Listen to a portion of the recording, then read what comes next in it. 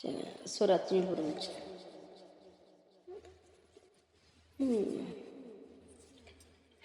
تو اعوذ باللہ من الشیطان الرجیم، بسم اللہ الرحمن الرحیم، والسماء ذات البروج۔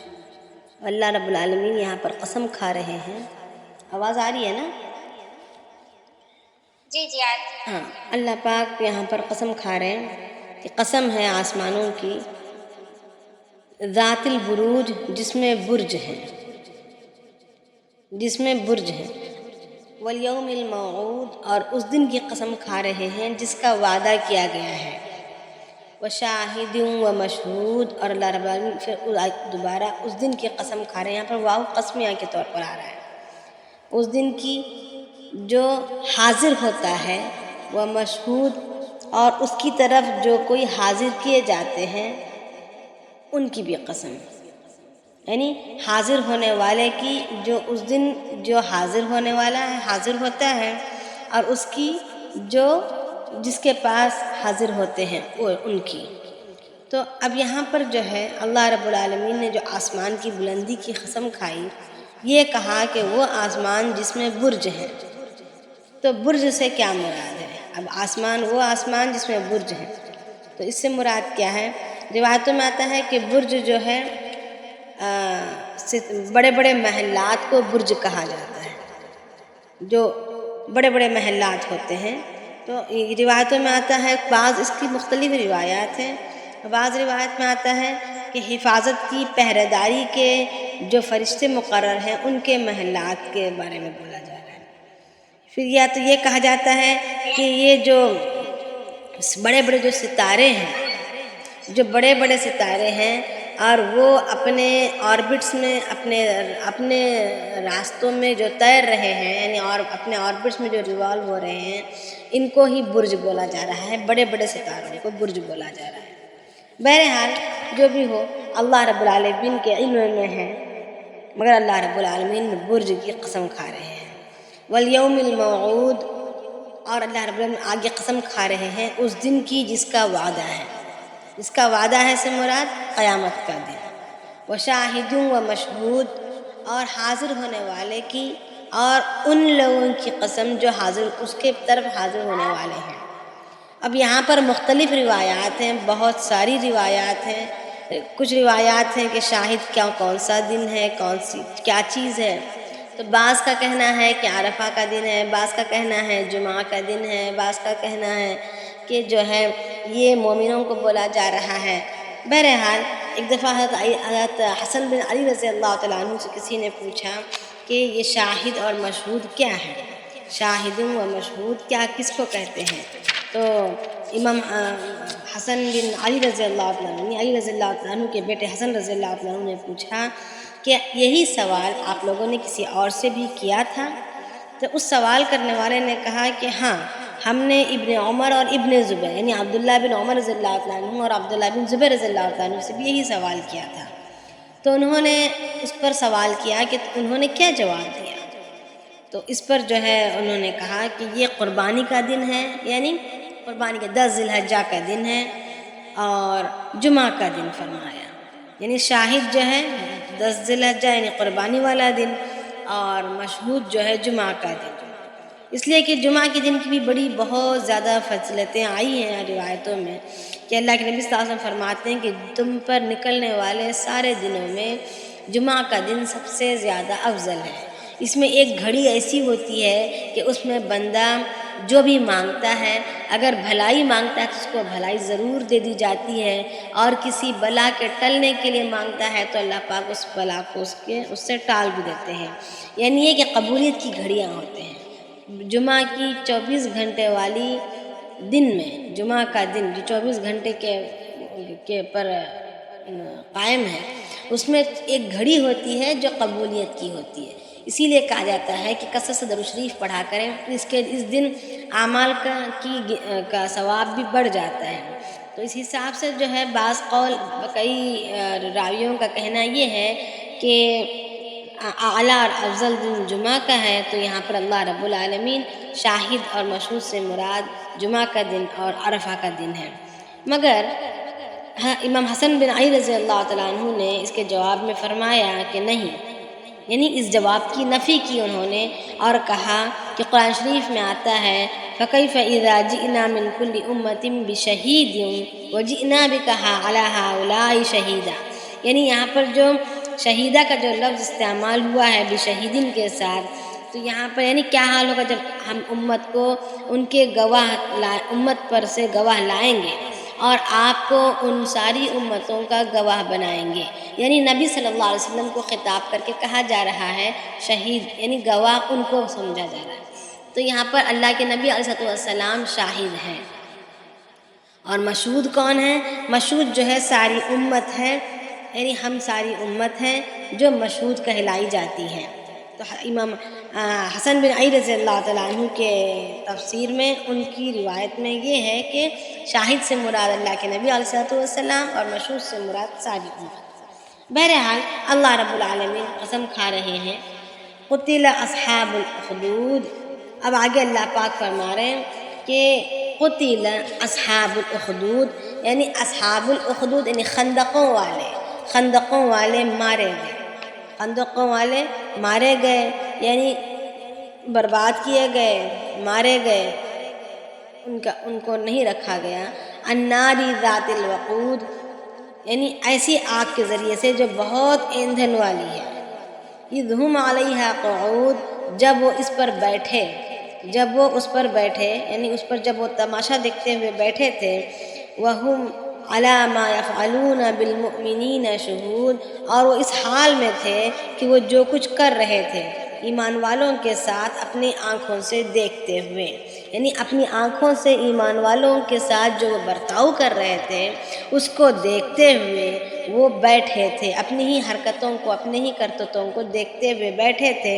اس وقت ان کو بڑی ایندھن والی آگ میں انہیں ڈال دیا گیا۔ کس کو ڈال دیا گیا؟ میں واپس جا رہی ہوں آیت کے حساب سے، یعنی اوپر سے آیت پڑھتے آئے ہیں اور ترجمہ جو ہے میں نیچے سے کرتے جا رہی ہوں تاکہ بات سمجھ میں آ جائے کہ اصل واقعہ یہ ہوا تھا کہ بنی اسرائیل میں ایک بادشاہ تھا، روایتیں مختلف ہیں اس کے نام کی۔ بہرحال ایک بادشاہ تھا بنی اسرائیل میں، بہت ہی زیادہ ظالم اور جابر، کافر، خدائی دعویٰ کرنے والا۔ اب وہ بادشاہ کے پاس ایک جادوگر تھا۔ اب ان کی خدائی تو جادوگری کے ذریعے سے چلتی تھی، یعنی لوگوں کو گمراہ کرنے کے لیے جادو کے ذریعے سے کام لیتے تھے۔ تو ایک بہت ہی زیادہ ماہر جادوگر تھا۔ اب وہ جادوگر جب بوڑھا ہونے لگا، اس کے ہاتھ پیر جواب دینے لگے، تو اس جادوگر نے کہا کہ میرے لیے کوئی ایک اچھا ہوشیار اور باصلاحیت اور قابلیت والا ایک لڑکا مجھے تلاش کر کے دو تاکہ میں اپنی ساری جادوگری اس کو سکھا دوں۔ تو اب حکومت میں، سلطنت میں تلاشا گیا ایک لڑکے کو، ایک کم عمر بچے کو تلاشا گیا اور اس کو جو ہے مقرر کیا گیا کہ وہ روزانہ صبح سے لے کر شام تک اپنے گھر سے آئے اور اس شاہی جادوگر سے جادو سیکھے۔ یعنی وہ بوڑھا جادوگر اپنی جگہ پر اس کو تیار کر رہا تھا کہ اگر یہ مر جائے تو پھر یہ اس سے کام چلے گا بادشاہ۔ تو اب یہ لڑکا جو ہے روزانہ اپنے گھر سے نکلتا اور جادوگر کے پاس جاتا اور جادوگری کو سیکھا کرتا تھا۔ راستے میں ایک راہب کا گھر ملتا۔ راہب یعنی اس وقت یہ عیسیٰ علیہ السلام کا مذہب ہی اصل مذہب تھا، وہی دین تھا، وہی سچا پکا دین تھا اس وقت۔ تو وہ راہب جو ہے کی عبادت اور اس کی واعظ و نصیحت، جو وہ کبھی واعظ و نصیحت میں لگا رہتا، کبھی اپنی عبادت میں لگا رہتا وہ راہب۔ اب یہ لڑکا گزرتا دیکھتا تو اس کو پسند آتا، اس نے وہ کچھ باتیں سنی، اس کے کان میں کچھ باتیں پڑھی، تو یہ کیا کرنے لگا کہ کچھ دیر اس راہب کے پاس بیٹھ کر دین سیکھنے لگا، اس کو جو ہے دین سمجھ میں آنے لگا، تو وہ دین اسلام کو قبول بھی کر لیا وہ لڑکا، مگر اپنے دین اسلام کو چھپائے رکھتا۔ اب روزانہ وہ اپنے گھر سے نکلتا، راہب کے پاس پہنچتا، دین سیکھتا، پھر کچھ دیر کے بعد جادوگر کے پاس جاتا تو جادوگر پکڑ کے مارتا کہ دیر کیوں آیا. پھر یہ واپس جادوگر کے پاس سے نکلتا، پھر اس راہب کے پاس شام میں بھی دوبارہ راہب کے پاس جاتا، دین سیکھتا، اس کی تعلیمات سنتا، پھر اپنے گھر لوٹتا تو گھر والے بھی پکڑ کر مارتے کہ دیر سے کیوں آیا. یہ اس کے ساتھ یہ مسائل پیدا ہونے لگے تو اس نے راہب سے تذکرہ کیا تو راہب نے کہا کہ اگر جب تو جادوگر کے پاس دیر سے پہنچے تو کہہ دینا کہ گھر والوں نے مجھے روک لیا تھا اور گھر سے مجھے دیر سے نکالا ہے. پھر اگر گھر والے مار پیٹ کرنے لگے تو گھر والوں سے کہہ دینا کہ جادوگر نے مجھے آج دیر سے چھوڑا ہے اور جادوگر مجھے روک کر اپنی تعلیمات دے رہا تھا. تو اس طریقے سے کام چلنے لگا. اب وہ راہب جو ہے کے پاس کو اسم اعظم کا پتہ تھا، اسم اعظم جانتا تھا. تو اسم اعظم وہ اللہ تعالیٰ کا نام ہے جس کے ذریعے سے دعائیں قبول ہو جاتی ہیں. تو اس کے بارے میں مختلف روایات ہیں کہ یہ کسی کم عقلوں کو، بیوقوفوں کو نہ سکھایا جائے، کیونکہ اس سے جو ہے وہ اپنی کم عقلی سے کچھ کام کروا لیں گے یا کچھ حرکتیں ایسی کر دیں گے جو کسی کے نقصان کا سبب بنیں گی. تو اب جو ہے یہ بچہ اس راہب کے پیچھے پڑ گیا کہ مجھے جو ہے اس کو سکھا دو. کچھ روایتوں میں آتا ہے کہ اس اسم اعظم کے سیکھنے کے پیچھے پڑ گیا تو وہ راہب جو ہے منع کرنے لگا کہ نہیں، ابھی تمہارے اندر اتنی صلاحیت نہیں ہے، تم کمزور ہو، تم پھر مشکل میں پڑ جاؤ گے، تمہارے اندر کمزوری ہے ابھی. مگر وہ اصرار کرتا گیا. اب یہ نہیں مانا، راہب نہیں مانا اس کے اصرار کے باوجود. تو ایک دن لڑکے نے یہ کیا کہ کچھ تیر لیا اور اس کو جتنے بھی اللہ تعالیٰ کے نام معلوم تھے ان تیروں پر لکھتا گیا، یعنی ہر تیر پر ایک ایک اللہ تعالیٰ کا نام جو اس کو پتہ تھا لکھتے گیا. پھر جو ہے ایک آگ جلائی، پھر اس آگ میں ایک ایک کر کے ان تیروں کو ڈالنے لگا. تو جیسے ہی اسم اعظم لکھے ہوئے کا مطلب تیر جس پر اللہ تعالیٰ کا وہ نام لکھا تھا جو اسم اعظم تھا، اس کو جیسے ہی آگ میں ڈالا تو وہ تیر اچھل کر باہر آ گری. تو یہ پہچان گیا کہ یہی اسم اعظم ہے جو جلنے سے بھی جو جلا بھی نہیں. تو یہ دوڑتا ہوا راہب کے پاس آیا اور کہنے لگا کہ مجھے اسم اعظم کا پتہ چل گیا. راہب پوچھنے لگا کیسے پتہ چلا؟ تو اس نے کہا کہ یہ فلاں یہی نام ہے نا. تو اس نے کہا کہ ہاں تم نے تو بہت اچھا ڈھونڈ لیا، مگر کیسے پتہ چلا؟ تو اس نے سارا واقعہ بتایا. تو اس نے کہا کہ اب تم پر آزمائشیں خوب آنے لگیں گی، اب تم اس نام کو جان چکے ہو، اب تم پر آزمائشیں آنے لگیں گی. تم جو ہے میرا نام ہرگز کسی کو نہیں بتانا، کیونکہ جاہلیت کا دورہ تھا اور جو بادشاہ تھا وہ خدائی دعویٰ کرنے والا تھا، دین عیسوی کو بالکل پسند نہیں کرتا تھا. تو اس کو چھپانے کی دعوت دی. اب جو ہے ایک اور روایات میں آتا ہے کہ یہ اسی طریقے سے یہ اس دین کو سیکھ رہا تھا اور اسلام کو قبول کر چکا تھا. ایک دفعہ یہ اپنے گھر سے نکلا تو ایک بہت ہی زیادہ بھیانک اور ایک درندہ قسم کا کوئی جانور راستے میں بیٹھا ہوا تھا. تو اب لوگ جو ہے لوگوں کا راستے سے گزرنا مشکل ہو گیا تھا، ادھر والے ادھر کو، ادھر والے ادھر کو ہو گئے تھے. تو اب جب یہ بچہ جو ہے وہاں تک پہنچا تو کیا دیکھتا ہے کہ سب کا ناطقہ بند کر دیا گیا ہے اس جانور نے، اور بڑا ہیبت ناک جانور ہے. تو اس نے ایک پتھر اٹھایا اور اس نے یہ کہا کہ اگر اس راہب کا دین سچا ہے اور اس راہب کا اللہ سچا ہے تو اس راہب کے اللہ کے نام کی برکت سے یہ پتھر اس جانور کو لگتے ہی مر جائے. یہ کہتے ہوئے اس نے اس پتھر کو اس جانور کی طرف پھینکا. تو جیسے ہی وہ ایک چھوٹا سا پتھر جانور پر لگا وہ فوراً مر گیا. تو لوگوں میں اس بات کا کوہرام مچ گیا کہ یہ بچے کے پاس کوئی غیبی طاقت ہے یا کوئی غیبی علم ہے.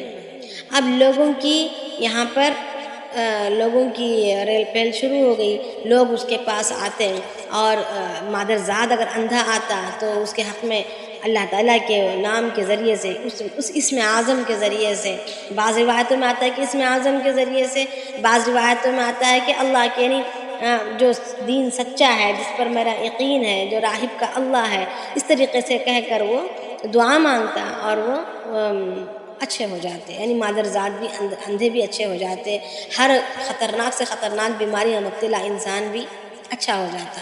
اب یہ بات پھیلنے لگی تو بادشاہ کے دربار میں ایک وزیر تھا جو اندھا تھا، مادرزاد اندھا تھا. تو اس کو بھی پتہ چلا کہ کوئی ایک لڑکا ہے وہ جو ہے اندھوں کو بھی اچھا کر دیتا ہے، تو وہ بھی بڑے تحفے تحائف لے کر آیا اور اس لڑکے کے پاس آ کر یہ کہا کہ میں جو ہے مجھے تم اچھا کر دو اور میں یہ سارے تحفے تحائف تمہیں دے دوں گا۔ تو جو کوئی بھی اس کے پاس علاج کے لیے آتا یہ ان سے یوں کہتا ہے کہ تم ایک اللہ کی عبادت کرنا شروع کر دو، دین عیسوی کو قبول کر لو، میں تمہارے حق میں دعا کروں گا، کیونکہ شفا میرے ہاتھ میں نہیں ہے، شفا تو اللہ کے ہاتھ میں ہے، میں اس اللہ سے دعا مانگوں گا اور وہ شفا دے دے گا۔ اس طریقے سے یہ دعوت دیتا، وہ اسلام میں داخل ہو جاتے، پھر یہ ان کے حق میں دعا کرتا اور وہ لوگ اچھے ہو جاتے۔ تو اسی طریقے سے وزیر نے بھی دعا کی، وزیر نے بھی اسلام کو قبول کیا، موحد بن گیا، مسلمان ہو گیا اور وہ بھی اندھے پن سے نکل گیا۔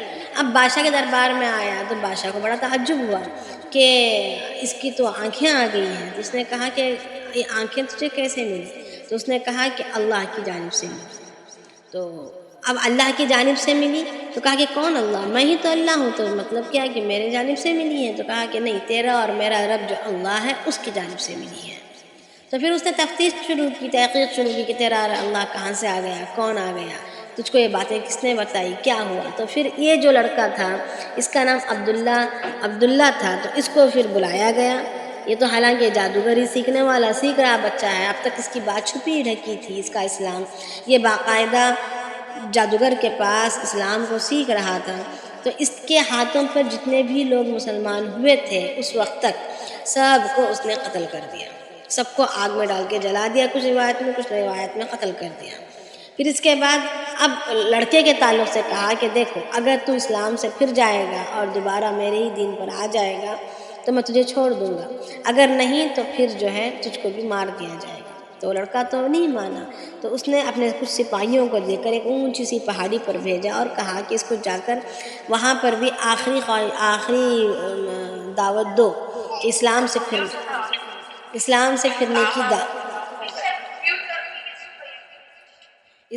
پھرنے کی دعوت دو، اگر یہ مان جائے تو ٹھیک ہے، اگر یہ مانے گا نہیں تو اس کو وہاں سے ڈھکیل دینا۔ تو یہ فوج کے کچھ آدمی، کچھ سپاہی اس کو جو لے کر اونچے سے اونچی پہاڑی پر گئے تھے، وہ جب ڈھکیلنے والے ہی تھے، اس نے اللہ رب العالمین سے دعا کی کہ اے اللہ مجھے ان کے شر سے تو جس طریقے پر بھی چاہے مجھے بچا لے، یعنی تو جس طرح سے بھی چاہے، تیری مرضی ہے، جس طرح سے بھی چاہنا، یعنی اللہم اکفنیہم بما شئت، یعنی اے اللہ تو میری حفاظت فرما، تو جیسے چاہتا ہے۔ تو جیسے ہی اس نے دعا کی یہ کلمات پڑھے، فوراً پہاڑ ہلنے لگا اور یہ لوگ جو لے گئے تھے سپاہی وہ گر کر مر گئے، اور یہ لڑکا جو یہ بچہ بچ کر صحیح سلامت، جسم پر ایک خروج بھی آئے بغیر، واپس بادشاہ کے دربار میں آ گیا ہنستا کھیلتا۔ تو بادشاہ پریشان ہو گیا، تو اس نے کہا کہ تو بچ کیسے گیا؟ تو اس نے کہا کہ جو میرا اللہ ہے اس نے بچا لیا۔ اور وہ کہاں ہے؟ اس نے کہا کہ میرا اللہ نے انہیں مار دیا۔ تو اب یہ پریشان ہوا اور اس نے کچھ اور سپاہیوں کو دے کر کہا کہ اس کو سمندر میں لے جاؤ اور بیچ سمندر میں ڈبو دو۔ اب بیچ سمندر میں ڈبو دو، تو پھر اس لڑکے کو پکڑ کر لے گئے بیچ سمندر تک۔ جیسے اس کو ڈبونے والے تھے، اس نے دوبارہ وہی کلمات کہے، وہی دعا کی کلمات کہے، اللہم اکفنیہم بما شئت۔ تو فوراً جو ہے سمندر کی لہریں، اونچی اونچی موجیں اڑنے لگی اور ان جو سپاہی لے گئے تھے ان کو جو ہے اپنے لپیٹ میں لے لی، اور یہ لڑکا جو ہے بچ کر نکل کر آ گیا۔ تو اب یہ پریشان ہوا، اس نے بہت ساری تدابیر کی، مگر یہ بچہ جو ہے ہمیشہ ہر حال میں بچتا ہی رہا۔ تو اس لڑکے نے کہا کہ اگر مجھ کو اتنا ہی تجھے مارنے کا شوق ہے تو جو ہے ایک میری ترکیب کے مطابق تجھ کو کرنا پڑے گا، مارنا پڑے گا۔ وہ کیا ترکیب ہے؟ اس لڑکے نے کہا کہ پوری سلطنت کے لوگوں کو جمع کر ایک میدان میں، پھر جو ہے کھجور کی شاخ پر جو ہے سولی مطلب لٹکا، اور بسم اللہ یعنی اے اللہ میں اس لڑکے کے نام سے اس کو مارتا ہوں، اس لڑکے کے رب کے نام سے میں اس کو مارتا ہوں، یہ کہتے ہوئے تو تیر چلا۔ تو جیسے ہی وہ تیر آ کر مجھے لگے گی میں مروں گا۔ تو اب بادشاہ کو بس مارنا تھا، مارنے کا جنون تھا، تو اس نے فوراً جو ہے مان لیا اور ساری مملکت کے لوگوں کو جمع کیا، ایک بہت ہی بڑی تعداد میں لوگ جمع ہوئے، ہزاروں کی تعداد میں، اور پھر جو ہے ایک اسٹیج سجایا گیا اور اس لڑکے کو زور سے یعنی میں اس لڑکے کے رب کے نام سے اس کو میں مارتا ہوں، ان کلمات کو کہتے ہوئے اس نے تیر چلا دیا۔ جیسے ہی تیر وہ آ کر اس کی کنپٹی پر لگی اور یہ لڑکا فوراً مر گیا۔ تو جیسے ہی اس منظر کو دیکھا تو سارے کے سارے لوگ دڑام سے اسلام میں داخل ہو گئے۔ یعنی ایک کے مرنے پر پوری مملکت کے جتنے لوگ وہاں پر جمع تھے سارے کے سارے اسلام میں داخل ہو گئے۔ اب بادشاہ پریشان ہوا، کہنے لگا کہ ارے میں تو اسی کی وجہ سے یعنی اس چیز کو بڑھنے نہ دوں، اس اسلام کو بڑھنے نہ دوں، اس کے لیے میں اس کو مارنا چاہا، مگر اس نے تو ایسی حرکت کر گئی کہ اسلام جو اور تیزی سے ایک دم سے پھیل گیا۔ تو اس نے اب جو ہے یہ کیا کہ ایک بڑی بڑی خندقیں کھودوائیں، اور روایتوں میں آتا ہے کہ ایک روایت میں آتا ہے کہ 10,000 لوگوں کو، کچھ روایتوں میں آتا ہے کہ 20,000 لوگوں کو اس میں آگ خوب بڑی جلائی گئی، اور سارے ایمان والوں کو، مسلمانوں کو اس آگ میں ڈال کر جلا دیا گیا۔ تو ایک چھوٹا سا شیرخوار بچہ، دودھ پیتا بچہ ایک ماں کی گود میں تھا، وہ ماں اپنے بچے کو لیے ہوئے خندق کے کنارے کھڑی تھی، اور وہ خندق میں ڈھکیلتے وقت، گرتے وقت جھجکنے لگی، تو اللہ رب العالمین نے اس بچے کو گویائی دی، اور بچے نے کہا کہ ماں صبر کر اور کود پڑ، ڈر مت۔ تو فوراً پھر وہ عورت بھی جو ہے اس میں ڈھکیل دی گئی۔ تو روایتوں میں آتا ہے کہ اب اللہ رب العالمین جو یہاں پر کہہ رہے ہیں قتل اصحاب الاخدود، قتل کیے گئے خندقوں والے، خندقیں کھودنے والے قتل کر دیے گئے، کھائیاں کھودنے والے مارے گئے، النار ذات الوقود، اس آگ میں جو بہت زیادہ ایندھن کے ساتھ بھڑکائی گئی تھی، اذ ہم علیہا قعود، جبکہ وہ اس پر بیٹھے ہوئے تھے۔ یعنی جتنے بھی بادشاہ کے عمرا، وزراء اور بادشاہ جتنے بھی لوگ تھے سب کے سب کناروں، خندقوں کے کنارے بیٹھ کر تماشا دیکھ رہے تھے۔ تو ان تماشائیوں کے بارے میں کہا جا رہا ہے کہ اذ ہم علیہا قعود، جب وہ اس پر بیٹھے ہوئے تھے، یعنی خندقوں پر بیٹھے ہوئے تھے، وہم علی ما یفعلون بالمؤمنین شہود، یعنی اور وہ کیا کر رہے تھے، وہ اس حال میں بیٹھے ہوئے تھے کہ وہ اپنی حرکتوں کو، اپنے مسلمانوں کے ساتھ کرنے کی حرکتوں کو دیکھتے ہوئے، اپنی آنکھوں سے مومنوں کے ساتھ جو حرکت کر رہے تھے اس کو دیکھتے ہوئے بیٹھے تھے۔ تو روایتوں میں آتا ہے کہ جب یہ سب کچھ جل گئے تو وہ آگ ایک دم سے بھڑکی، اور جتنے تماشائی بیٹھے ہوئے تھے سب کو اپنے لپیٹ میں لے کر سب کو آگ میں جلا دی، سب کو آگ میں جلا کر راکھ کر دی۔ یعنی اللہ رب العالمین نے ساتھ ہی ساتھ اس کو بھی سابوں کو ختم کر دیا۔ تو یہاں پر اللہ رب العالمین یہی فرما رہے ہیں کہ یعنی کہ اللہ تعالیٰ کی ذات جو ہے گرفت میں دیر نہیں کرتی ہے، بعض دفعہ گرفت آنن فانن ہو جاتی ہے، یعنی اب یہ گرفت کا آنن فانن آ جانا یا کبھی گرفت کا دیر سے ٹال مٹول کر وقت پر آنا، اس میں بھی مصلحتیں ہیں۔ بعض دفعہ جو ہے جو مظلوم ہیں ان کے ایمانی کیفیت کے مقدار بقدر ان کی ایمانی کیفیت کی وجہ سے اللہ رب العالمین آنن فانن اس ظالموں کو پکڑ لیتے ہیں، آنن فانن ظالموں کو پکڑ لیتے ہیں۔ بعض دفعہ اللہ رب العالمین ظالموں کو ڈھیل دے دیتے ہیں۔ تو بہرحال اللہ رب العالمین نے یہاں پر ان کی فوراً گرفت کر لی۔ مگر کچھ روایتوں میں آتا ہے کہ وہ جو کہ مطلب وہ بادشاہ پھر طویل واقعہ دوسرا آتا ہے، مگر عموماً راجح قول تو یہی ہے کہ سب کو جلا دیا گیا۔ قرآن بھی یہی کہتا ہے کہ سب کو جلا دیا گیا۔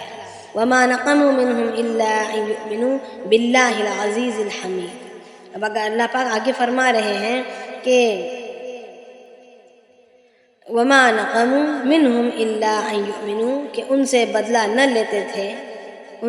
نہیں لیتے تھے مگر اسی بات کا کہ وہ ایمان لے آئیں اللہ پر جو زبردست تعریفوں والا ہے، الذی لہ ملک السماوات والارض، یعنی زبردست تعریفوں والا اللہ کون ہے؟ یہ وہی اللہ ہے جس کے لیے حکومت ہے آسمانوں اور زمینوں کی، واللہ علی کل شیء شہید، اور اللہ تعالیٰ ہر چیز کو دیکھ رہا ہے، ہر چیز اللہ تعالیٰ کے سامنے ہے۔ یا تو اللہ تعالیٰ شاہد ہے، شاہد سے مراد دیکھ رہے ہیں یا گواہ بن رہے ہیں۔ ان الذین فتنوا المؤمنین، بے شک وہ لوگ جو آزمائے جاتے ہیں، آزمائے گئے مومن مردوں میں سے اور مومن عورتوں میں سے۔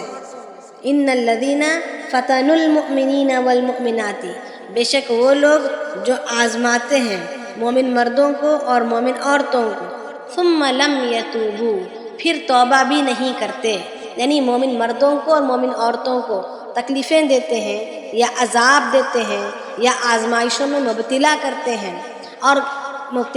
ہیں اور خود کبھی توبہ نہیں کرتے، فلہم عذاب جہنم، ان کے لیے جہنم کا عذاب ہے، ولہم عذاب الحریق، اور ان کے لیے عذاب ہے آگ کا۔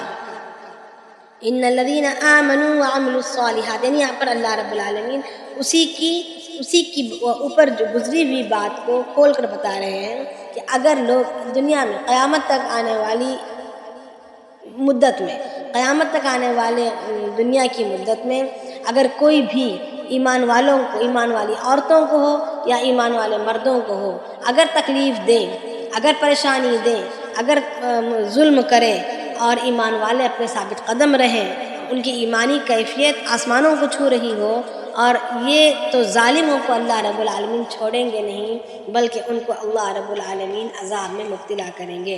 ہو سکتا ہے دنیا میں ہی عذاب مبتلا کریں، اگر دنیا میں نہ کرے تو آخرت میں تو ضرور کرے گا۔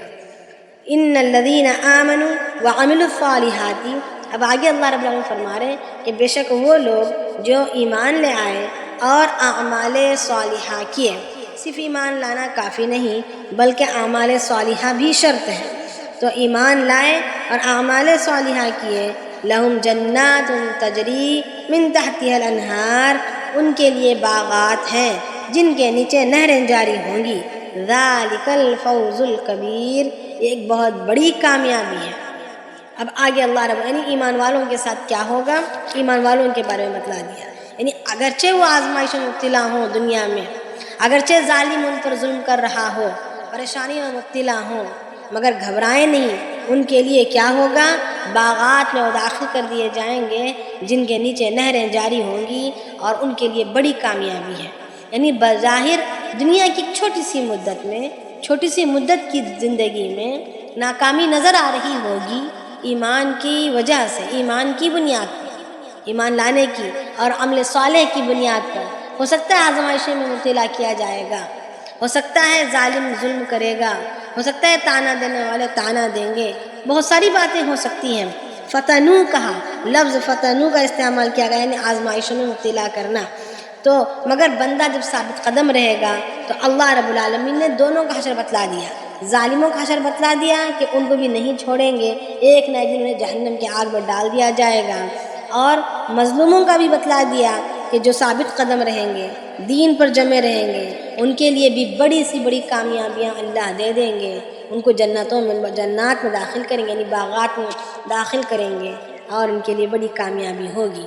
ان بطش ربک لشدید، آگے اللہ پاک فرما رہے ہیں بے شک تمہارے رب کی پکڑ بڑی سخت پکڑ ہے، یعنی میں چھوڑنے والا نہیں ہوں، آپ لوگ گھبرائیں نہیں، پریشان نہ ہو، بلکہ امت کا کام یہ ہے، بندوں کا کام یہ ہے کہ ایمان کا لانا اور اعمال صالحہ میں جمے رہنا، ایمان کا لانا اور اعمال صالحہ میں جمے رہنا، یہ تمہارا کام ہے۔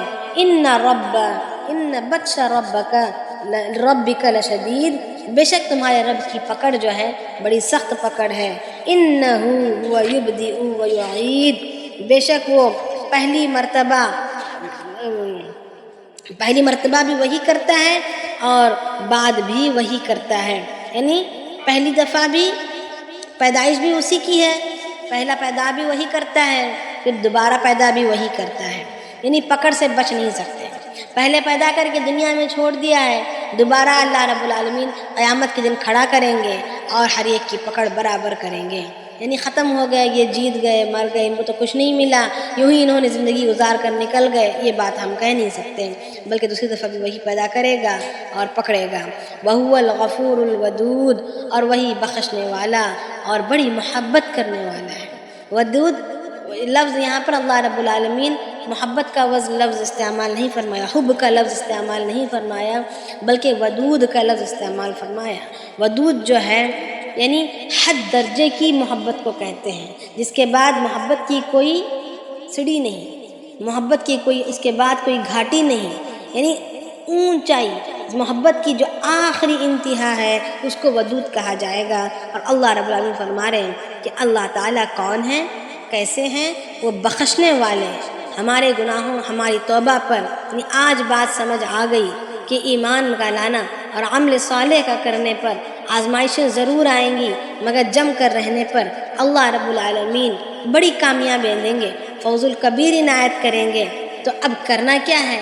پچھلی زندگی پر بخششیں مانگنی ہیں، تو بخششیں جب مانگیں گے تو اللہ رب العالمین غفور بھی ہیں، ودود بھی ہیں، یعنی بخش بھی دیں گے اور بے پناہ محبت کریں گے، بے پناہ اپنے سے قریب کریں گے، آسانیوں سے مالا مال کریں گے۔ کب؟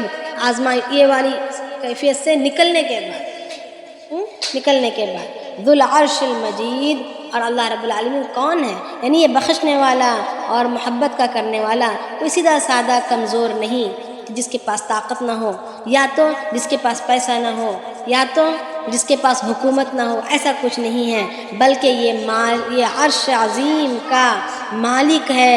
ذو العرش، یہ عرش کا مالک ہے، عرش والا ہے، اور مجید ہے یعنی بڑی شان والا ہے۔ کوئی یہ معمولی ایرا غیرہ نہیں، معمولی حاکم نہیں، بلکہ یہ بڑی شان و شوکت والا اللہ ہے۔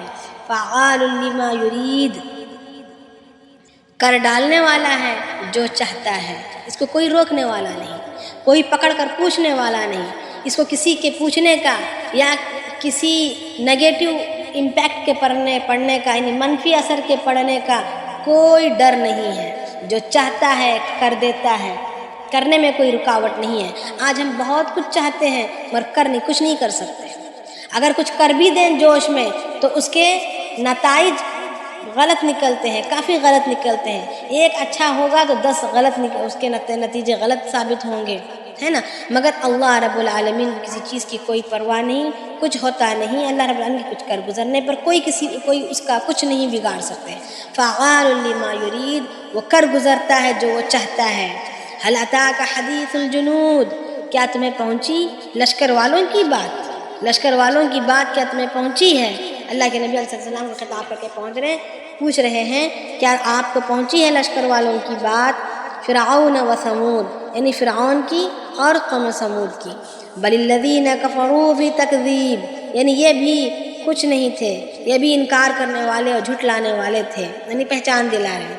واللہ من ورائہم محیط، اور اللہ تعالیٰ ان کو ہر طرف سے گھیرے ہوئے ہے، یعنی ہر سرکش کو، ہر نافرمان کو، ہر سر چڑھے ہوئے کو، ہر اترانے والے کو، ہر ظالم کو اللہ رب العالمین اپنے احاطے میں گھیرے ہوئے ہیں۔ یعنی اس کا ناچنا، اس کی سرکشی، اس کا ظلم ایک محدود حد تک ہی کر سکتا ہے، وہ ایک محدود علاقے میں ہی، یعنی محدود اس کی بساط ایک محدود حد تک ہی ہے، وہ آگے نہیں بڑھ سکتا۔ وہ اللہ تعالیٰ کے قبضہ قدرت میں ہے، اللہ تعالیٰ کے نظر کے سامنے ہے۔ بل ہوا قرآن مجید، اور آگے اللہ پاک فرما رہے ہیں کہ اور یہ کہاں ہے، یہ ساری اللہ تعالیٰ کی طاقتیں وغیرہ، یہ باتیں کہاں ہیں؟ یہ باتیں وہ قرآن مجید، یعنی بڑی شان والی یہ قرآن ہے۔ یہ کس میں لکھی ہوئی ہیں؟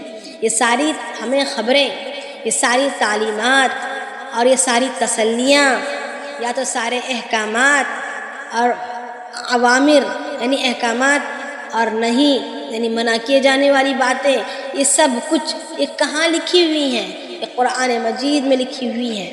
ہم جس چیز کو پڑھ رہے ہیں، جس چیز کو چھو رہے ہیں، جس چیز کو دیکھ رہے ہیں، یہ کہاں ہے؟ کہاں سے پڑھ رہے ہیں؟ کہاں سے دیکھ رہے ہیں؟ کہاں سے ہم جان رہے ہیں؟ قرآن مجید سے جان رہے ہیں، قرآن مجید سے پڑھ رہے ہیں۔ تو یہ قرآن کون قرآن ہے؟ اس کی کیا حیثیت ہے؟ اس کی کیا شان ہے؟ اللہ رب العالمین فرما رہے ہیں کہ یہ قرآن بڑی شان والی ہے، یہ قرآن بڑی شان والی ہے، فی لوح محفوظ، اور یہ کہاں رکھی ہوئی ہے؟ یہ لوح محفوظ میں رکھی ہوئی ہے، یہ لوح محفوظ میں لکھی ہوئی ہے، اور اس کا ٹھکانہ لوح محفوظ ہے۔ یعنی لوح محفوظ، نام ہی دیکھیں لوح محفوظ، یعنی محفوظ جگہ جہاں پر کسی کی ہیرا پھیری نہیں چل سکتی، شیطان کا تو وہاں تک پہنچ ہی نہیں، وہ آسمانوں میں نہیں جا سکتا تو لوح محفوظ تک کیا جا سکے گا، یہ فرشتوں کے ہاتھوں کی بھی کے سامنے بھی نہیں، بلکہ یہ اللہ تعالیٰ کے خاص خزانے میں عرش کے نیچے لوح محفوظ میں رکھی ہوئی کتاب ہے۔ تو یعنی یہاں پر اللہ رب العالمین ہمیں ایک طریقے پر، ایک انداز پر اللہ رب العالمین ہمیں اعمال کی طرف ابھارا ہے، اعمال کی طرف ہمیں اجاگر کیے ہیں، اور آزمائشوں پر جم کر رہنے کا ایک سبق دیا ہے کہ ہمیں آزمائشوں پر کیسے جم کر رہنا ہے، اور موجودہ زندگی جو پچھلے گزر گئی اس پر توبہ کرنا ہے اور آگے بڑھنا ہے، تو اللہ رب العالمین بخشیں گے بھی اور ہم سے بے انتہا محبت کریں گے۔ جب اللہ رب العالمین ہم سے محبت کرنے لگیں گے تو پھر کوئی دنیا کی کوئی طاقت ایسی نہیں جو ہمیں رسوا کر دے یا ذلیل کر دے یا ہمارے کام بگاڑ دے، بلکہ ہر چیزیں جو ہیں آسانیاں ہی آسانیاں پیدا ہوں گی، مگر شرط یہ کہ اللہ تعالیٰ کی اس ودود کو حاصل کرنے تک کا سفر ہمیں اکیلے طے کرنا پڑے گا، تو پھر انشاءاللہ آگے کے راستے ہمارے لیے ہموار ہو جائیں گے۔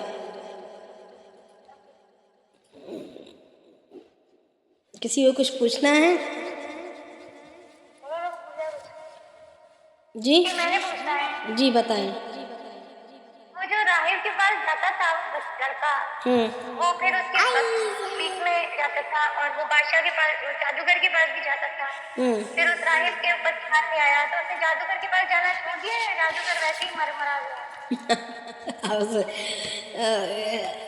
جاتا رہا جب تک یہ بات پھیل نہیں گئی لوگوں میں، مطلب بادشاہ کی پکڑ میں جب تک نہیں آیا اس وقت تک تو جا رہا تھا، جیسے ہی بادشاہ کی پکڑ، یعنی اپنے آپ کو چھپائے رکھا تھا نا، اپنے ایمان کو، جب بادشاہ کی جب پکڑ میں آیا اور اس کی گرفت جب شروع ہو گئی تو وہاں پر اب وہ جادوگری کا سیکھنا کرنا سب کچھ ختم، اس کی گرفت شروع ہو گئی، اسے آگ سے ڈھکیلو، لوگوں کو پکڑ کر قتل کر دو، کئی لوگوں کو اس نے جو ہے، کچھ لوگوں کو آگ میں جلایا، کچھ لوگوں کو مسلح کر دیا، یعنی ہاتھ پاؤں ناک آنکھ کان کاٹ دیے، یعنی طرح طرح کے عذابات میں مبتلا کیا اس نے۔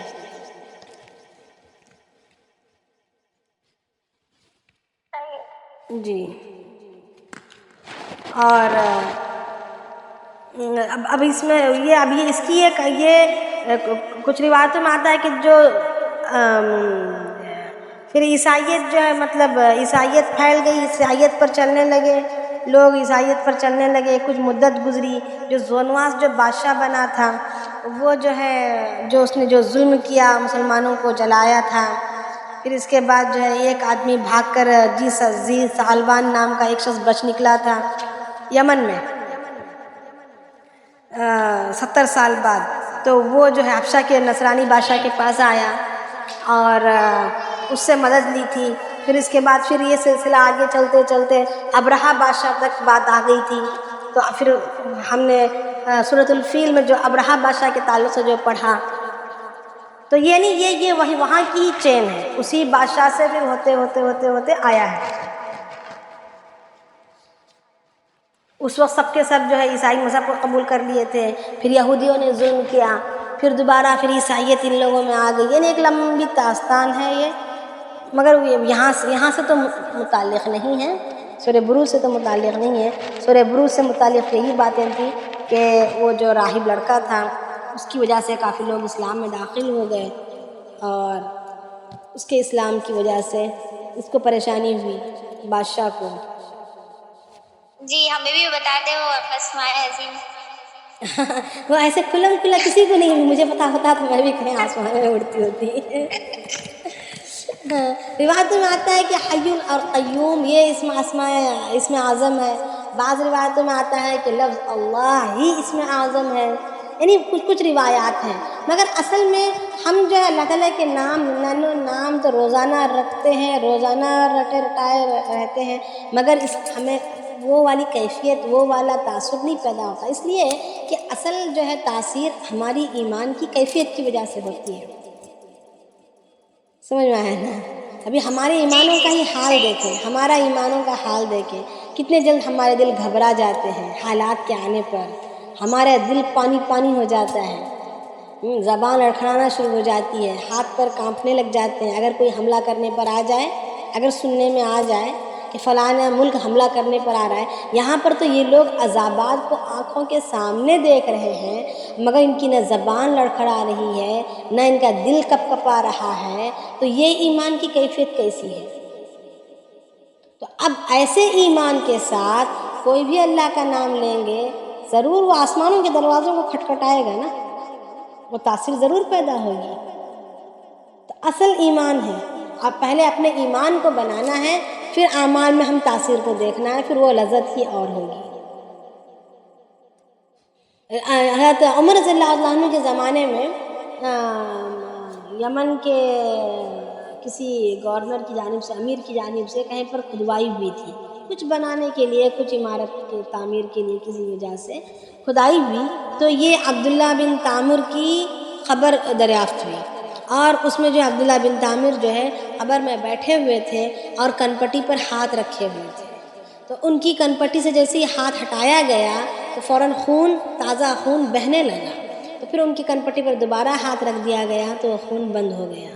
ایسے ہی ایک دو دفعہ انہوں نے چیک کیا، پھر خبر ہے تو عمر رضی اللہ عنہ کو بھیجی، تو عمر رضی اللہ عنہ نے کہا کہ نہیں، ان کو اسی حال پر ان کو چھوڑ دو، اور ان کی خبر پر سے جو مٹی تم نے ہٹائی تھی وہ واپس مٹی وغیرہ ڈال کر ان کی خبر کو صحیح کر دو، تکلیف مطلب ان کو ڈسٹرب مت کرو۔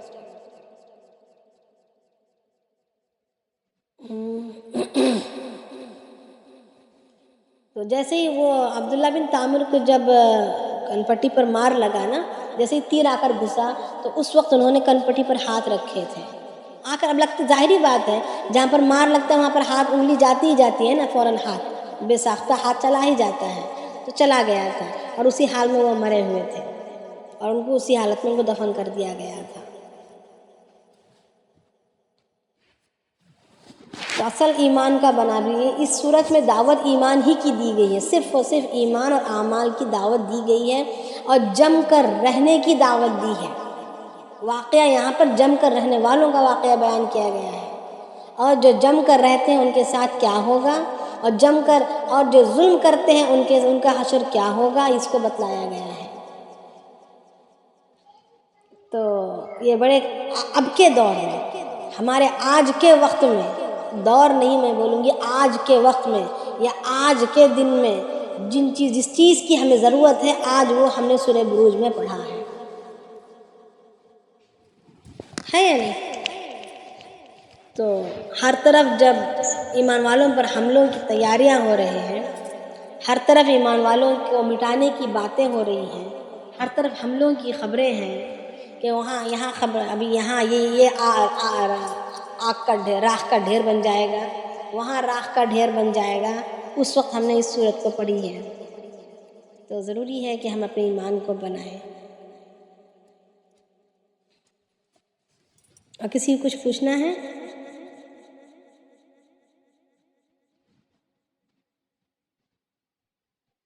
تو ایمان پر محنت کیسے کریں گے؟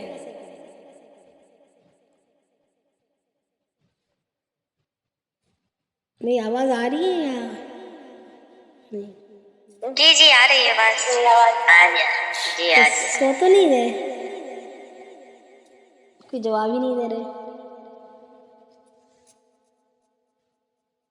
جی آ رہی ہے آواز، آ رہی ہے آپ کی۔ اچھا، صرف آواز آ رہی ہے، میرا پوچھنا نہیں آ رہا، میرا سوال نہیں آ رہا۔ جی کیا جواب دوں سب سے میں؟ لا الہ الا اللہ کثرت سے پڑھتے رہیں گے۔ ہاں کثرت سے پڑھنا ہے، مگر توجہ کے ساتھ، دھیان کے ساتھ پڑھنا ہے۔ زبان کی نوک سے پڑھیں گے صرف سرسری، طوطے کی رٹ کی طرح، تو کچھ اثر نہیں ہوگا، کیونکہ حدیث شریف میں آتا ہے کہ جو ذکر بغیر دھیان کی کیا جاتا ہے وہ بندے کو اللہ تعالیٰ سے دور کر دیتا ہے، اور جو ذکر دھیان کے ساتھ کیا جاتا ہے وہ اس بندے کو اللہ تعالیٰ سے قریب کرتا ہے، اصل دھیان ہے۔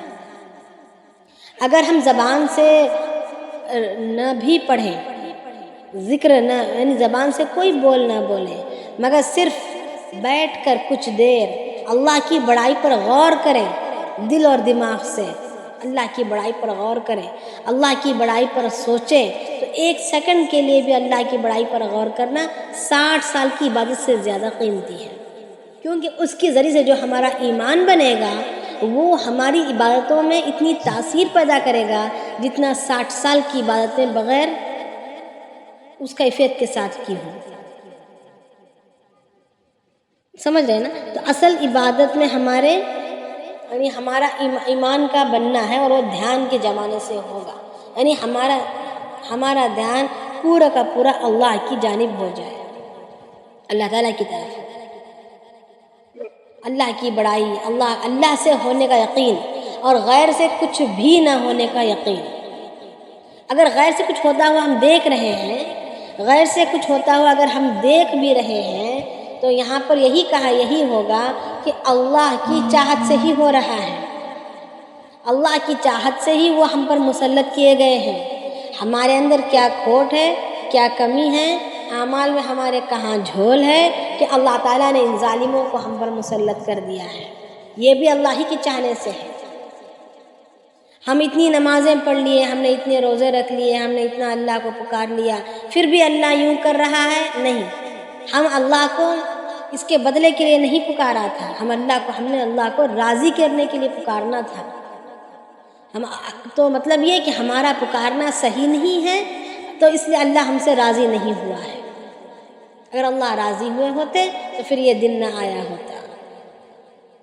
یعنی اس طریقے سے اپنے ہی اعمال میں ڈھونڈنا ہے، اپنے ہی اعمال میں جھانکنا ہے، اپنے کو ہی صحیح کرنا ہے، یہ نہیں کہ ارے اس سے ہو رہا ہے، اس سے ہو رہا ہے، نہیں، اللہ کے ہی مرضی سے ہو رہا ہے، یہ یقین ہمارے اندر آنا۔ تو اس کی محنت کریں گے، خوب اللہ کی بڑائی کو بولیں گے، خوب صحاباؤں کے واقعات کو پڑھیں گے کہ ان کا ایمان کا پیمانہ کیسا تھا، ان کی ایمان کی اپنی ذات پر محنت کیسی تھی، ان کی قربانیاں کیسی تھی، اس کے چرچے کریں گے، اس کو پڑھیں گے، اس کو سنیں گے، علمی مجالس میں کثرت سے بیٹھیں گے تاکہ ہمارا ایمان بنے۔ ایمان کی باقاعدہ محنت ہونی چاہیے، ہر چیز محنت سے ہوتی ہے، بغیر محنت کے کچھ نہیں ہوتا۔ صحابہ بھی آپس میں جمع ہو کر بیٹھتے اور یوں کہتے کہ آؤ ہم ایمان کی تجدید کر لیا کریں، ہم ایمان کو تازہ کر لیا کریں، کیونکہ ایمان کو تازہ کرنے کی ضرورت ہوتی ہے، ورنہ یہ ہماری دنیا کے ماحول اور دنیا کی ہماری ذمہ داریاں اور شیطان کے دھوکے، دنیا کی زیب و زینت، دنیا کی چمک دھمک ہمارے ایمان کو اور دنیا کی باطل طاقتیں، تو یہ ہمارے ایمان کو کمزور کر دیتی ہیں۔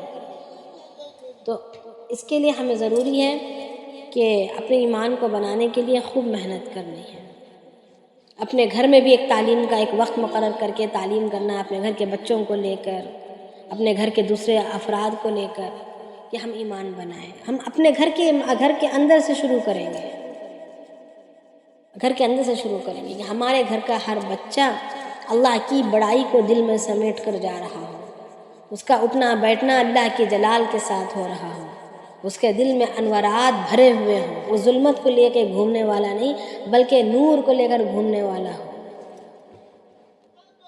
وہ اللہ رب العالمین کے دھیان سے جڑا ہوا ہو، ہمارے گھر کا ہر چھوٹا سے چھوٹا یا بڑا سے بڑا بچہ۔ تو پھر اس کی برکتیں ہمارے ارد گرد میں ماحول میں پھیلنے لگیں گی۔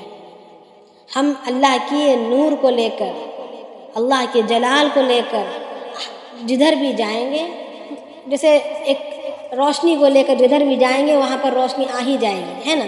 جیسے اندھیرا جب چھا جاتا ہے، کرنٹ چلا جائے اور ہم اپنے ہاتھ میں ٹارچ کو لے کر یا چراغ کو لے کر جہاں بھی جائیں گے وہاں پر روشن ہو جائے گا۔ تو اسی طریقے سے دنیا کی جو بے دینی کی جو ظلمتیں ہیں، اس ظلمتوں کو دور کرنے کا یہی راستہ ہے کہ ہم اپنے اندر ایک چراغ کو پیدا کریں، ہم اپنے آپ کو چراغ بنا لیں، جہاں بھی ہم جائیں گے وہاں پر اس کے ارد گرد کے ماحول کو ہم روشن کر دیں گے۔ تو اپنے گھر کے ہر فرد پر اس کی محنت اور اس کی کوشش ہو۔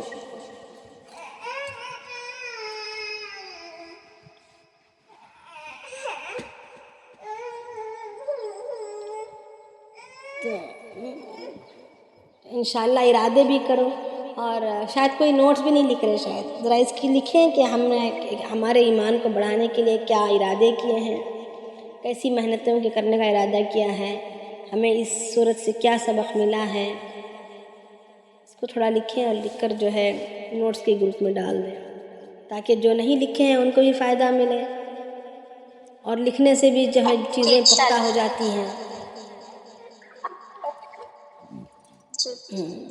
کسی کو کچھ پوچھنا ہے یا میں بس کر دوں؟